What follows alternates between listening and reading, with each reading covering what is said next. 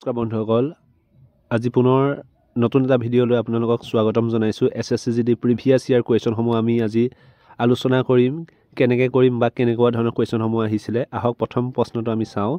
প্ৰথম প্ৰশ্নটো আছে 3 - 3 = 6 হৈছে। তাৰপিছত 4 - 4 = কিমান হৈছে? 12 হৈছে। দেন 5 - 5 20। তেনেকৈ আমি উত্তৰটো উলিয়াব লাগে যে 6 - 6 = কিমান হ'ব।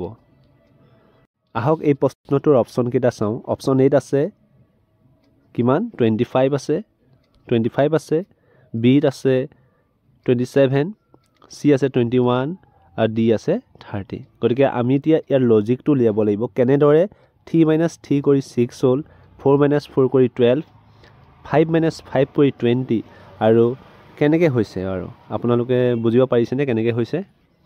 আমি যদি চাওঁ ইয়াৰ লজিকটো কেনেকুৱা ধৰণৰ হ'ব চাওক।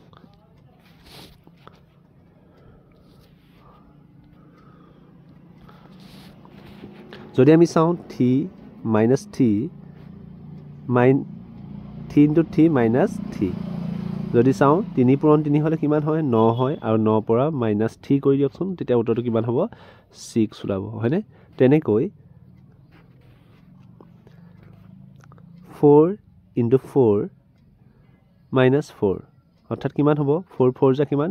16, 16ৰ পৰা 4 গ'লে কিমান হ'ব? 12 হ'ব, হৈছেনে?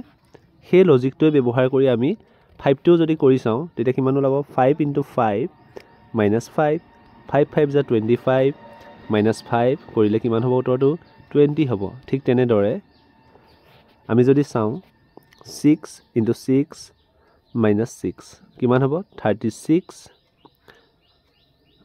6 = 30। গতিকে option number D is the right